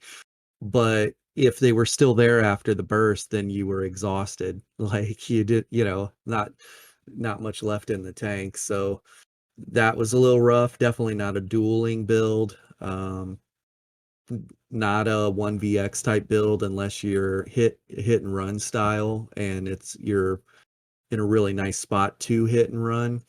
But you're not going to face tank a Zerg or things like that. But I'd like to see hybrids more viable across the boards, and I'm always playing with them to see. So yeah, no, I definitely agree. I mean, it seems like such an interesting thing if it can be viable. I just don't know how it can be.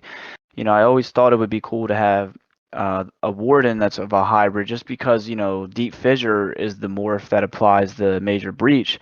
And of course, Major Breach got that change now that lowers both resistances. So I thought it'd be cool to be able to utilize that morph and then still be able to be a hybrid and do damage with stamina abilities. But I don't really know in terms of gear. And, I have a baseline of maybe Shacklebreaker, but other than that, I'm not really sure. yeah, I feel like Shacklebreaker and New Moon's probably your best way to go, because New Moon's going to give you both weapon and spell damage, and it's going to give you pin on both sides. So whatever you are going after, but it's easier to stack weapon damage than it is spell damage. So in that moment, with that type of setup, you're only relying on your shocks. You're only relying on the debuff from them, and not so much the additional delayed burst, right? Right, yeah. So that's where the problem's at, is it's scaling issue. And I don't know, like you got that armor set Pellinel's that's out there floating around, and Pellinel's matches your weapon and spell damage. And so you could put Pellinel's and New Moon together, or Pellinel's and what's the set Icy that Papa likes to use, back bar? Clever. And Clever Alchemist, yeah. So you get a lot of weapon and spell damage there. You'll lose the pin, like if you were running New Moon. New Moon's got pin built into it, but you get a little bit more weapon and spell damage, but you lose max stats. and you're losing out on recoveries. So, man, it's just a really, really tough line to walk. But if you can figure it out, and that is, hybrid builds are 100% the off meta, right? You couldn't release a hybrid and say the new meta, because I just don't think that.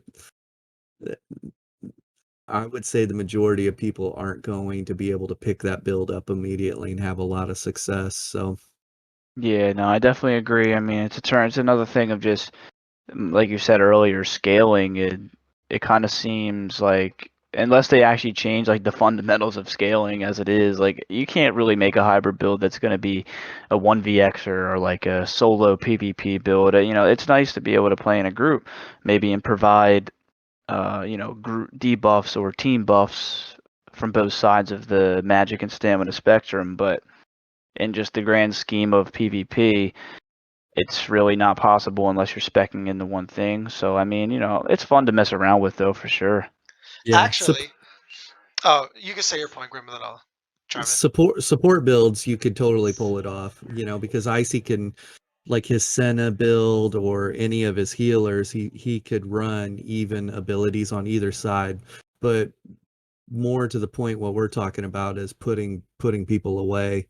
If you were out there by yourself, can you put people away in a timely fashion, to move on to the next? And so, like, if people are listening, it's not that hybrids aren't possible. You can make a hybrid and run abilities from both sides, but make a hybrid that has a really low time to kill, like they can, or really high time to kill, however you want to look at it. Like their time to kill is very short. They can burst through people and move on to the next.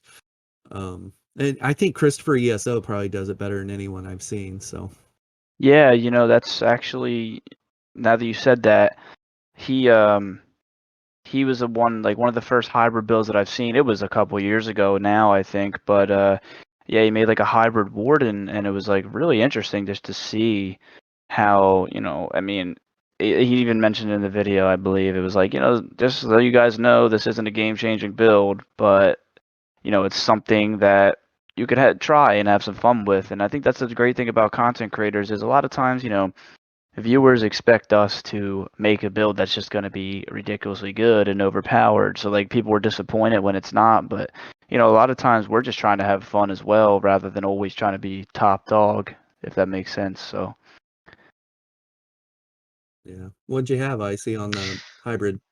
So I think I got it all figured out because the problem here is, what is your expectation on a hybrid build? Because when you say that you're trying to, the max stats aren't there. I mean, that makes sense because typically we like to run 30,000 stamina in PvP, for example. And then what's your magicka typically at? Like 10k, 15k. If So you can get it to 20, that's good. Yeah. but like for a hybrid, what do you expect it to be? Do you expect it to be like 25 and 25, or like Yeah, that's roughly 20 to 25 on both sides is where you end up at on so then, hybrids. right? And then in that case, so then where do you expect your weapon and spell damage to be at, right? Because if say, we'll just say you're doing 10,000, if you go full stam, you do 10,000 weapon, you're doing about 10,000 physical damage. If you go full magicka, you're doing 10,000 magicka damage. With a hybrid, are you expecting to just do like 5,000 of each? And then technically you're hitting that 10,000 cap, but it's 5,000 of one type and 5,000 in another type.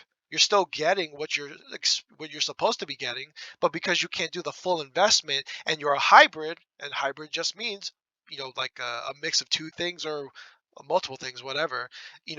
I wouldn't expect you to hit the same numbers the same way, but you could hit them collectively if you combine both those damage types, Yeah, right right? there. And Yeah, also, what's your recovery supposed to be at? Because we'll yeah. take Papa for example. He's running, like 7,000, 8,000 weapon damage. He's got 2,200 recovery. If he was going to run a hybrid, should you expect at least 4,000 weapon and spell damage, and then your recovery should be, if he's running around like 22 to 25, I would think he would expect 12, 1,300 stamina and magical recovery, Yeah, right? you'd have to. You have to focus on the recoveries on both sides, or you might theoretically be a hybrid, but you're only a hybrid for the first 5 seconds until you outwork your magic recovery, and then you're sitting empty on magic recovery, and then you're working off of a lower stamina pool, trying to just stay in the fight, and wait for your magic to come back. Ultimately, it'll lead to deaths, but you were right, accumulative, but this is where the number of time to kill comes into play. If Barba can hit one button and do a 10k D swing, and you have to hit 2 buttons to do that, assuming there's the same ability cast time duration, let's say that the D swing is a 2-second cast time, and let's say each one of your abilities is a 1-second cast time. It still comes down to he hits one button, does 10k burst damage. You have to hit 2 buttons, and there might be, if they were instant cast and they didn't have a global cooldown or any type of anything where you could animation cancel them, maybe it's viable then, but it doesn't, we're not there yet in the game, right? And so that's what happens is on hybrid builds, because you are relying on multiple damage sources from both sides or whatever, and you're not going to have a 10k D swing or a 15k D swing on a hybrid build the same way that you would have that on a stamina focused class. So now when you can pull that off, that's fine. Somebody out there is saying, no, I have a 14k D swing on my hybrid. And then I would say, is it a true hybrid? Because if we looked on the Magicka side, what's your Magicka tooltip damage looking like? You're sacrificing one for the other. And so it's such a weird thing, hybrids are, and really thematically fun to play with. That's how I have fun with them. But does that make sense? You know what I mean? Yeah, because whenever we talk about hybrids, it's, I don't know, whenever we talk about it, I'm always just a little bit confused because it's, what nobody has written the like Bible on hybrids yet, or just kind of figure out, hey, this is kind of what you should expect or anticipate or be if you put a build together, what makes you a hybrid? Well, I got whatever tooltip on my D swing, but okay, where's the magic damage comes in? Oh, no, I don't do any magic damage. It's all physical damage. Well, then how are you a hybrid? Oh, because all of my healing is all magicka based, or something like that. Like, is it one or the other? Are you doing 2 types of damage, or are my heals coming from vigor, but then my damage is all magicka? Like, what's the give and take with what's considered a hybrid? I think that discussion just needs to be a little bit more fleshed out or clear. So then, because once someone can set the expectation, then we'll be good, I would Yeah. think. You have You to have know, damage sources from both sides to be a hybrid. Otherwise, stam DKs would be considered hybrids because their volatile armor is a magic buff. Their heal, cauterize, is a magic heal, and you will run vigor, and you will most likely run rally. Maybe a lot of stam DKs run rally because they want the burst heal, or maybe they're running forward momentum just to get the major brutality. And but if you don't have a damage source, like a secondary spammable, right? If you don't have a primary on one side and a secondary on the other, then you're not a hybrid, in my opinion, because that's what defines a hybrid. It's not necessarily the buffs. It's not necessarily the heals. It comes down to the damage sources. And because the buffs and heals, for the most part, will be whatever they're going to be. Like I said, a stam DK, cauterize is probably one of the best heals in the game. It's illegal, and cauterize is a banned ability in a lot of the high-end dueling tournaments because the heal is so juicy and the cost is so little. You know, you could spam Cauterize and it's an instant cast heal, even though it has multiple heals to it. When you hit it, it immediately gives you a heal. And so, and I wouldn't say that Stam DKs are a hybrid. So to properly place a tag on a hybrid, its primary comes from one source and its secondary damage comes from another. So D-swing, Haunting Curse, or like Barba was talking, Shocks with D-swing. You know, there's your hybrid. And now how do you make it work? So Yeah, I definitely agree. And, you know, to kind of piggyback on the Dragon Knight conversation is I think maybe those are, I mean, maybe the most possible to make a hybrid, because when you look at it, you know, they have their damage skills can be morphed into, for the most part, stamina or magic, which is nice. You know, I like the versatility on it, but then it's going to come down to, well, which morph am I going to take for this situation? For example, Noxious Breath or Engulfing Flames. You're probably going to take Noxious Breath just because it gives that major breach. And then you're going to have to say, well, do I want to use Burning Embers or do I want to use Venomous Claw? And when you're looking at using both sources of damage, you're going to be like, well, I don't know. It depends on what you use as a spammable as well. So there's a lot that goes into it, thinking, oh, I'm also going to use, like you said, Cauterize as a heal, which naturally scales to your highest stat. So it is like a balancing act in terms of damage, healing, and what you're going to do in certain situations. So I guess that's where it becomes so much more difficult, is you have to figure out that balance, which not having a lot of resources makes that difficult. yeah. I don't know. It's an interesting thing.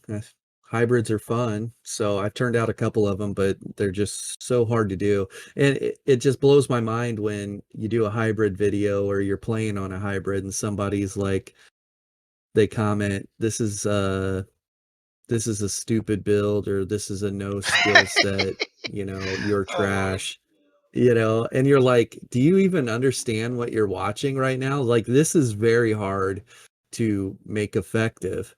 And I mean, it just speaks to me that they literally don't know what they're watching. So Yeah, no, definitely. And that kind of feeds in right into the point of just, you know, we want to have some creative content, you know, and if people don't understand that, and, you know, it's, you know, not everything as a content creator is going to be about skill or being the best. So, you know, sometimes it's refreshing to just make a fun build or a fun video that isn't quote unquote showing how good I am.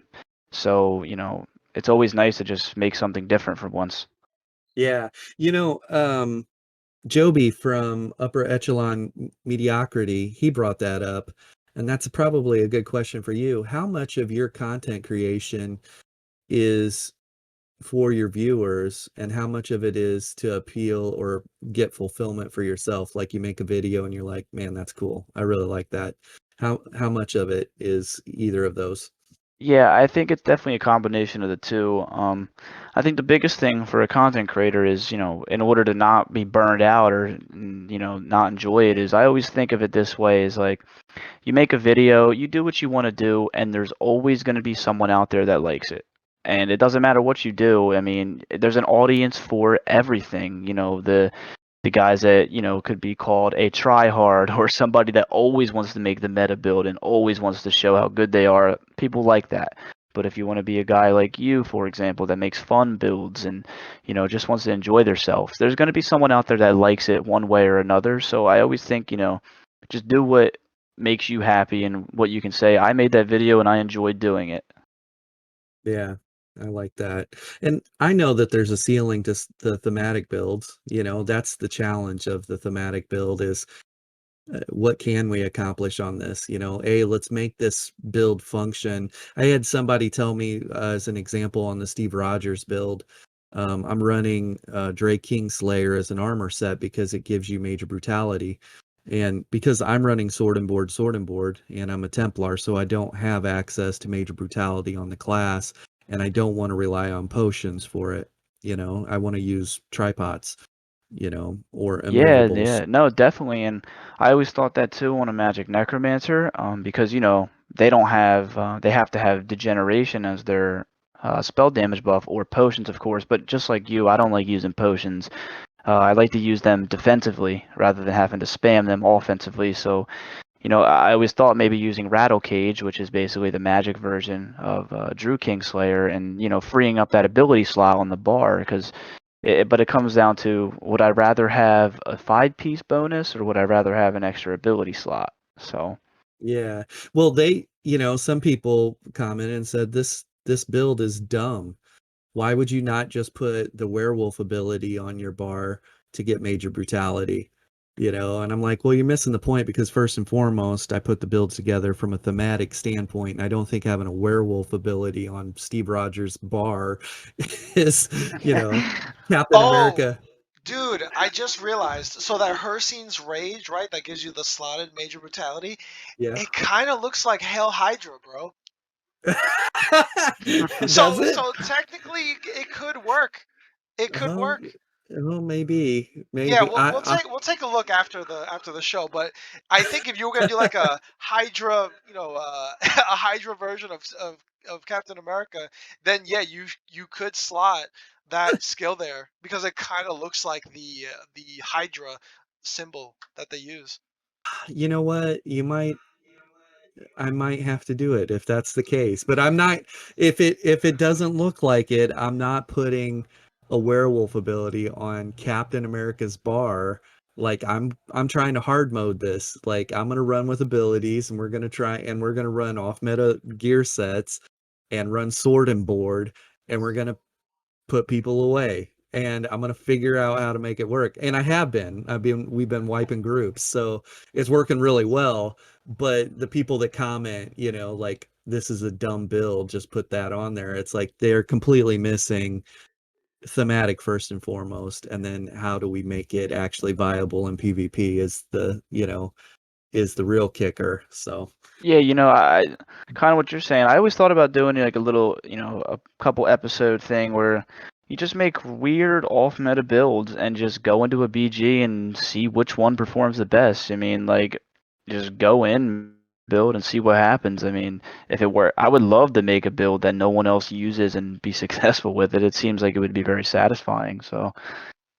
I think that's the cool part about PvP compared to PvE, because for PvE, it's going to be very clear what the meta is, because if you want to hit that high parse, on your DPS to get that 90, that sweet 104k parse, whatever, you got to be running this, and this, or whatever, right? It's going to be clear cut, because you could run something else, and well, we'll take Skinny Cheeks for example, right? Because he could consistently parse, with whatever set. So if he's using some trash sets, but he's got the skills to parse as high as he can get the top parse for a trash set, and that's gonna be what the limit is. But for yeah. PvP, you can run, from A to Z, whatever the heck you want, but it's gonna always come down to your individual skill level on whether Yeah. you can beat that person or not. And I think that's the cool part about PvP, because yeah, you can have the meta in terms of whatever's going to give you the most damage to put people away and stuff, but you could be running that and still get dumpstered by somebody wearing Shacklebreaker and Twiceborn Star, you Yeah. know?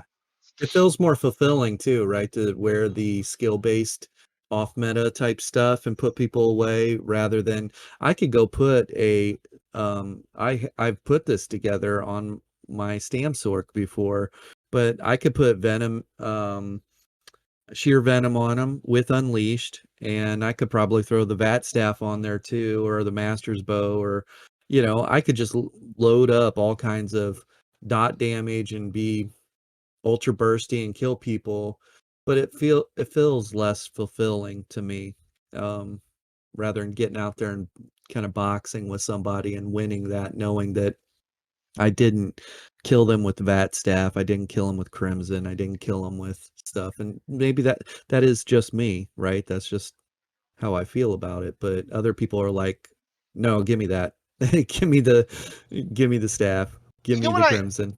you know what I hate the most, or I found the most depressing, is when I ask somebody what their build is, and then they just say something so generic, and it's just a turn off. I'm like, oh, okay, whatever. Yeah, no, There's nothing definitely. cool about that. For example, let's say I go into a BGA and my teammate, has a real, we'll say he goes like 15-0 or something like that, and I'll be like, yo, like, what you running? You did pretty good. And he's like, I'm running Savaras, Scales, two-hand Vate Strands, Balorg, and any other, and Crimson on the back bar. And I'm like, oh, thanks, never heard of that before. Yeah. Like, yeah. I see. We're looking for the sexy builds, like what's sexy to you, I guess. So depends on Yeah, what like just tell me glasses something. you're wearing. Yeah, like just tell me something different that Yeah. somebody's running. Like, because I know for when I come up with my builds and stuff, I don't really have a meta to go off of. I don't want to say like I create the meta because I don't really release all my builds, but I have to just make up stuff on my own, and just kind of just deal with whatever the current meta is and find a way to counter it from a support perspective. But I just want someone to tell me something different, like, oh yeah, I'm using like Engine Guardian. Oh Jesus Christ. Why don't you use something else? That no one else typically uses. Like the Pearls of Elnathay. Oh my goodness. I would love somebody to just maybe make that work, but man, it like that mythic sounds awesome in theory, but I don't know.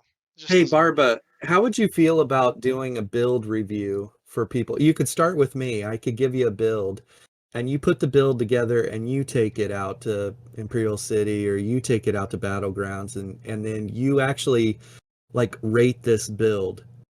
Would you do that? Would you start a series like that? Because think about the evergreen aspect of that. Other people are creating the builds. You just need to recreate it and say, up on the block today is rate that build, Grimsforge Gaming, Spartan Unleashed 3.0. Here we go. yeah, that's actually a great idea. Even most in a poll or just be like, yeah, whatever comment, whatever gear combination gets the most likes under this video, that's what I'm gonna do next video. And yeah, you put the build together, you go out, you test it, and rate it. Honestly, that sounds like a great idea and actually something that I might do now because that does sound good. I mean, that first of all, like you said, it'll never ending. You could do it forever. So that's actually a pretty creative idea. You should do that. Pick my Spartan Unleashed 3.0. I have like 10 or 20 people running that right now. And everybody's like, dude, this thing freaking shreds people. This is crazy. But it would be cool for you to just rate it, a 1 through 10 on different levels, maybe durability, burst, whatever criteria you think. And that would be an awesome series that nobody's doing right now. Yeah, no, I'm definitely that is a great idea. Like I'll put that build together. You can send me the details, and we'll just test it right away and see how it goes. I mean, that especially considering that there's a bunch of classes in the game, you could do that for forever. Yeah.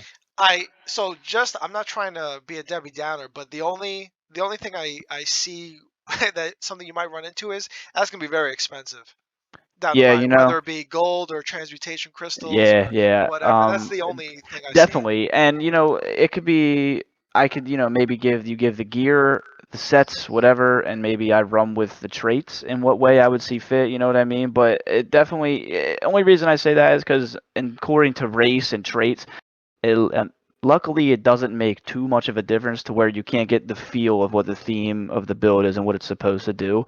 So like if I have precise instead of sharpened on my staff, it's not going to be too big of a deal in comparison. So yeah, but no, that is a valid point. I mean, I guess it could be something to where you don't upload super often. It's just something that you do sometimes. Yeah. But And I could see the other problem, right? Well, say you do a review of my build, but then you make that change where you're using precise instead of sharpened. I mean, then you can hear people in the comments be like, "Dude, that's not my build, bro." Like Yeah, if yeah, you're gonna definitely. do a build review, you gotta 100% it. Otherwise, one small change could is you're gonna say, "Yeah, but the sustain isn't as great." Well, I'm running 7 sturdy, and you're running impen. Of course, yeah. sustain is gonna be Yeah, trash. no, What are you you're talking dead. about? Yeah, Yeah. So definitely. I think that's right. First thing though, if you're testing other people's builds, it would be the same cost as if instead of releasing a rate my build, you weren't doing that video, you were just releasing your own build video. Like you were going to spend to do your own build video anyways. This is basically your own build video, but it's a rate their build video. So the cost is going to be similar from a content creator standpoint. Like if I were approaching it, I was going to have to put that build together anyways, you know, to put it to I was going to have to put a build together for content release most Yeah. likely You know, anyways. another concept you could possibly do to get past that is if someone puts the build together on their thing, you know, hypothetically, if someone's on PC and the YouTuber's doing the series and you trust that YouTuber, you could just let them log into your account and test your build right then and there. I mean, of course, that's a trust thing, and you'd have to let people log into your account. But I've seen FIFA, you know, sports games do it all the time where like they have something that the YouTuber doesn't and they let them test it for them on their account. I mean, that's always an idea as well. You could probably do that if you were ZOS. I think it's a what's it called? It's a breach of Contract or terms of service. terms of service. Yeah, you Yeah, I can't always have wondered how that worked. I'm not really sure, but you can't have anyone else log into your account, or it's a breach of service or interesting, whatever. interesting. I mean, it'd be an interesting change, but I get why they do that. So, I mean, it would be an expensive thing to do. It could be like a once every couple of week type of thing. Oh, hey, I'm rating your build, you know. Yeah, and maybe work directly with them, run the exact traits that they would, and then rate it on how you would rate it with your play style and everything, and then say the changes that I would make, you know, and that be just like another timestamp on the video, and you say, here's the changes that I would make to either traits or changes to the build as a whole. Like I didn't feel I was getting the value out of Crusader the same way that Grim was getting out of the Mandalorian build, you know, so I would change the Crusader set to this set. Similar stats, you know, but it would bring more to the table because of this. And then as far as CP allotment, he has a CP set to this. I would actually make this change. And I think that that would be more valuable because of this. And I think that might be really, yeah, you might have actually somebody that released the build and watch your take on it, and they might go, you know what, he's right. So Yeah, no, definitely. You know, and that actually kind of goes into another thing I thought of a series. You know, like you could have people submit clips to you of like them PvPing, or you know they want to get better, and you can just analyze their game footage and just say, you know, watch it and be like, oh, well, you died here, and this is what I think you could have done to possibly avoid that. You know, I always thought that was a nice, interesting thing you could do too, is just helping out people with their own gameplay rather than your own. yeah, you totally should direct people here to the Grimsforge Gaming Discord, unless you got your own Discord, but you should direct traffic here because we already have people coming through looking for that very thing. And so we create a training room. That's why we have the training room here in Discord, and it just gives you your own space that you could work with them. You could do screen shares and you could go through all their CP, their builds, everything with them. You could even have them stream their BGs and live coach them as they're playing. And so if you're interested in doing that, you got a home here. We've got plenty of people that are looking for training. So Yeah, no, definitely. That's, you know, it's always nice to be able to help, you know, and that's another thing we were talking about earlier in the show is that it's always, you know, you get a sense of fulfillment when you help somebody out with something in ESO, whether it's a new player or somebody new to PvP. It feels good to be able to make them, you know, put them on the right track. yeah. So what would you say your favorite class is and why? So for years, my class has been Magic DK, and ever since about a year ago when, like, you know, the procs got real big, Magic Necromancer has been my class. And I know it seems weird to say, they're like a rare, almost extinct species, I swear. Like nobody plays as them anymore, but like I love Magic Necro. It's so fun. I do think there's some things that could be changed just to make them a little bit better, but of course that's Yeah. biased because it's my class. So See, I see a lot of Mad Crows right now using Dawnbreaker of Smiting, and they're running a Harmony build, and yep. they'll summon their Blast Bones, hit the Dawnbreaker of Smiting, and then when it knocks them down, they'll drop their Avid Boneyard or whatever and hit the synergy on it just as the Blast Bones hits. So Yeah, it's good, man. I actually released a video a couple weeks ago. Basically, what you just said. I made a Harmony build. It was real tanky, but of course, Harmony makes you hit hard with your Boneyard. So I used spinners and what is that set that gives? Oh, fortified brass. That's right. So spinners and fortified brass, and I would just kind of eat damage and drop that Dawnbreaker, hit them with that boneyard, and melt people. It's a real fun build though. Yeah, and I saw one of your videos you were using Comet too, or Shooting Star. Yeah, that I always thought that one was good, but the only problem with it is just so predictable. But it does hit like a truck if you catch someone not paying attention, or if you hit a group with it. It is a hard hitting skill. But I do think Dawnbreaker might be better right now because it seems to hit hard on magic builds. Yeah. If you want to see a really silly combination, and I probably have four people right now that are running this. And this isn't a unique idea of mine actually, or a unique build. This is his name's Ram, and he's on the EU server. So when I go play on the EU server, but he's a really, really skilled mag crow, and he uses volcanic rune. And so, like with the Templar, you can build your house. I've had this conversation probably 3 times this week already with other Magcro users. But with a Templar, you could build your house. It's your defensive rune and then your cleansing ritual. And as long as you're fighting in that area, you got hots coming in and you're defended, and that's your Templar house. Well, Magcros don't necessarily have a house. And so the way he plays it is he drops his defensive rune, or his volcanic rune, I mean, and he runs beckoning armor.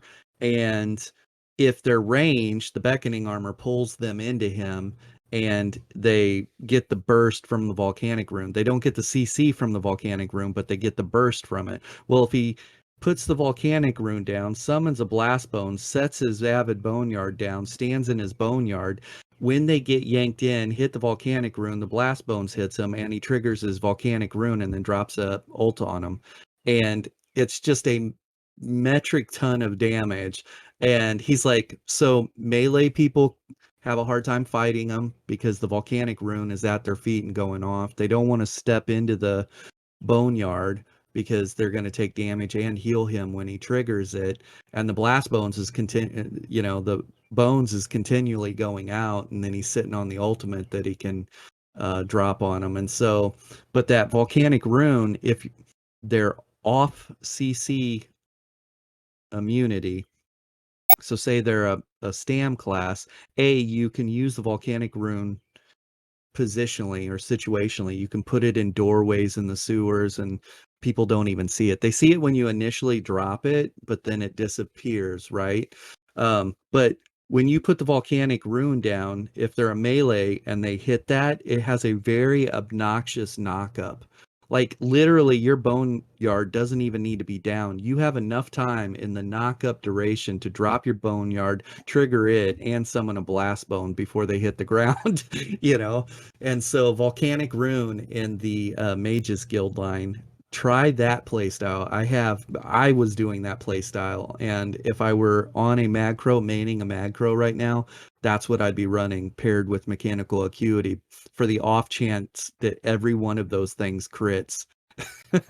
Yeah, dude, that's actually a really good idea. I've seen people use that rune. I've seen Sorks use it as well with their Daedric Mines. So I guess it's kind of a similar combination with the ground AoE burst type thing. And I was using the fear totem for a while, but now that you're saying that, it makes way more sense to just use the rune because it's going to be an even more burst. You get pulled in, you get the CC from the beckoning armor, and then it all hits at once. And if you drop a Dawnbreaker on them, they're going to be dead. So yeah. And if you want to see play with that, I was on a Mag DK using volcanic rune. Like, so one of my builds is the Scorpion build, and that was my whole concept, was the whole get over here and chains them in. And I was like, well, I'm going to drop a volcanic rune and chain them into the volcanic rune and then hit them with a big whip, and the burst was absolutely there.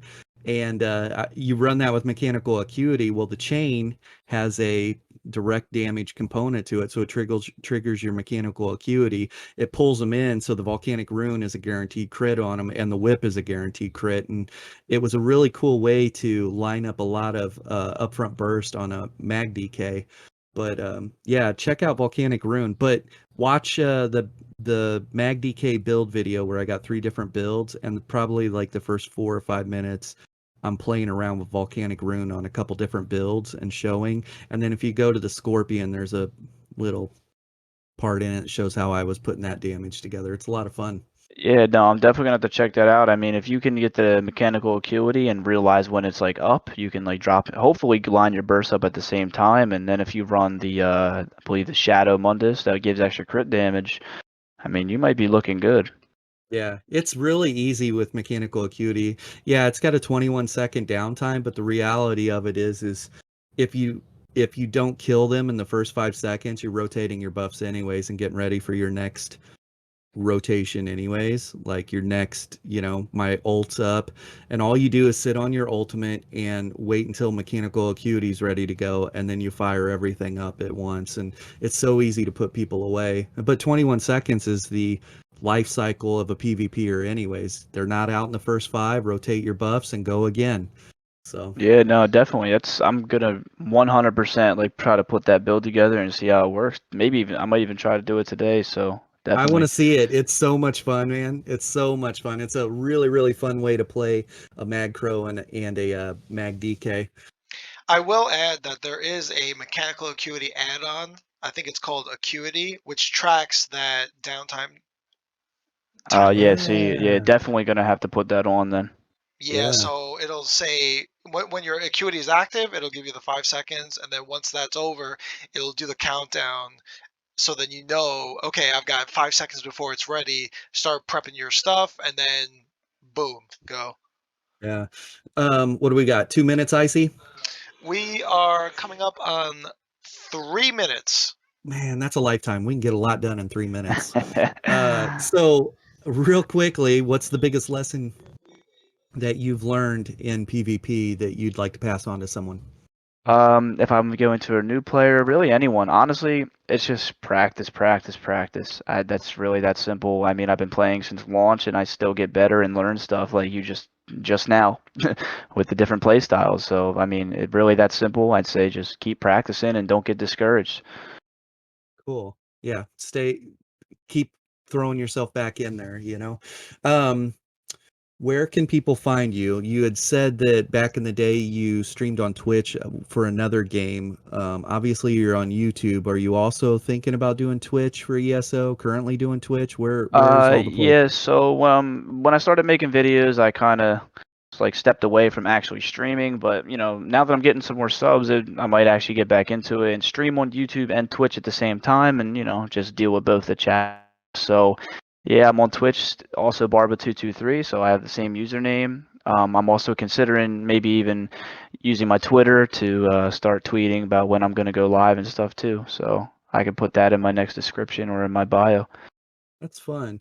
How can people help you right now? Like, I know that we're under 1,000 subscribers, so obviously hitting the sub button. Do you have a tip jar? Like, what's the best thing that people can do to help you? I would say definitely just commenting underneath what you guys want to see. Say, can you play on this class? Make a build for this class. You know, what can I do better? Ask questions. Honestly, just really just communicate. I think that's the biggest thing. And of course, always like, comment, subscribe, What do you got, Icy? I got nothing else. We have a hard 60 seconds left. 60 seconds. Yeah. Any final remarks before I close it out? Because I like this episode a lot. We've kind of covered a whole bunch of crazy stuff, and I'm surprised that the last 2 hours just kind of flew by. It So did. yeah, so 40 seconds. Any final things before I close it? No, I mean, I just want to say thanks for having me on, guys. And, it was a great time. I mean, we talked about a lot of stuff. So, Yeah, yeah, a lot of fun, a lot of fun. We're gonna Cool. get you in the guild so that way we can party up for BGs and Mid-Year Mayhem. yeah, definitely. Just let me know. I might actually level up a Magic Nightblade later today. So hopefully I can get him to 50 soon. Awesome. Okay. Cool. And with that said, we'll catch you guys in the next one. See ya. See ya. You're gonna say bye-bye, Argonians. Bye bye, Rogonian.